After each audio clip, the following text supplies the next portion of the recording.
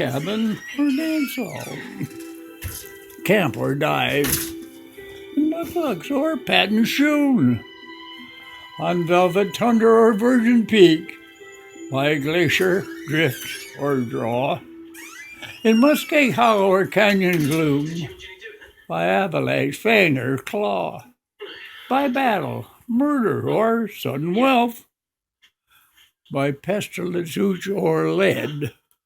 I swore on the book that I'd follow and look till I found my tombless dead. For Bill's a dainty sort of a cuss, and his mind was mighty sought on a dinky patch of flowers and grass in a civilized boneyard lot. And where he died or how he died, that didn't matter a damn, as long as he had a grave with frills and a tombstone epigram. So I promised him, and he paid the price in good Chicago coin, which the same I blowed in that very night down at the Tenderloin. Then I painted a 3-foot slab of pine. Here lies poor Bill Mackay. And I hung it up on my cabin wall, and I waited for Bill to die. Years passed away, and then one day came a squaw with a story strange of a long deserted line of traps way back in the Bighorn Range, of a little hut by the Great Divide and a white man, stiff and still, lying there by his lonesome self. And I figured, must be Bill. So I thought of that contract I'd made with him, and I took down from the shelf that swell black box with a silver plate that he'd picked out for himself. And I stashed it full of grub and hooch, and I slung it on the sleigh, and I harnessed up my team of dogs and was off at the dawn of day. You know what it's like in the Yukon wild when it's 69 below? And the ice worms burrow their purple heads through the crust of the pale blue snow. When pine trees crack like little guns in the silence of the wood, and icicles hang down like tusks under the parka hood. When the stovepipe boat breaks sudden off and the sky is weirdly lit, and the careless touch of a bit of steel burns like a red-hot spit. When the mercury is a frozen ball and the frost phase stalks to kill. Well, it was just like that day, when I set out to look for Bill. Oh, that awful hush. It seemed to crush me down on every hand as I blundered blind with a trail to find through that blank and bitter land. Half dazed, half crazed in the winter wild with its grim heartbreaking woes and a ruthless strife for a grip on life that only the sourdough knows. North, by compass, north I pressed. Rivers, peaks, and plains passed like a dream I slept to lose and waked to dream again. Rivers, plains, mighty peaks, and who could stand unawed as his summits blazed, he could stand undazed at the foot of the throne of God.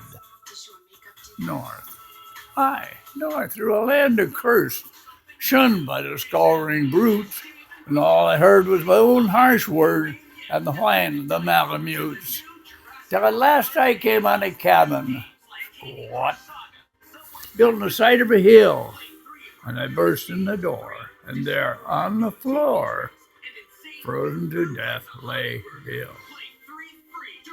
Ice. White ice in a winding sheet sheathing each smooth-grimed wall. Ice on the stovepipe. Ice in the bed.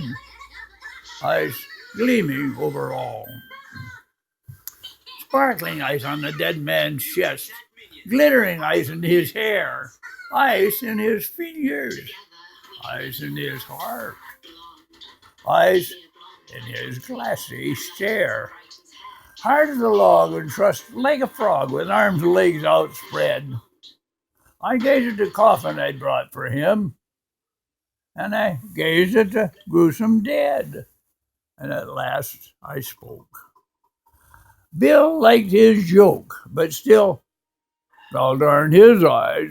A man ought to consider his mates. And the way he goes and dies. Have you ever stood in an Arctic hut in the shadow of the pole, with a little coffin, 6x3, and a grief you can't control? Ever sat by a frozen corpse that looked at you with a grin and seemed to say, "You may try all day, but you'll never jam me in"? Well, I'm not a man of the quitting kind, but I never felt so blue as I sat there staring at that stiff and studying what I'd do. Well, I got up and I kicked off the husky dogs that was nosing round about, and I lit a roaring fire in the stove, and I started to thaw Bill out. Well, I thawed and thawed for 13 hours, but it didn't seem no good. His arms and legs stuck out like pegs, as if they was made of wood. And at last I said, "It ain't no use. He's froze too hard to thaw. He's obstinate and he won't lie straight, so I guess I'll have to saw." So I sawed off poor Bill's arms and legs, and I laid him snug and straight in that little coffin he'd picked himself with a dinky silver plate. And I came nigh on to shedding a tear as I nailed him safely down and stored him away on my Yukon sleigh and started back to town. Well, I buried Bill, as the contract was, in a narrow grave and deep, and there he awaits the great cleanup when the judgment sluice heads sweep.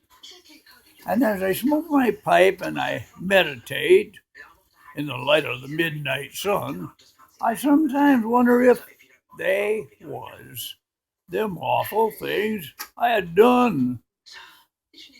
And as I sat in the parson talk, expounding of the law, as I smoked my pipe and the parson talks,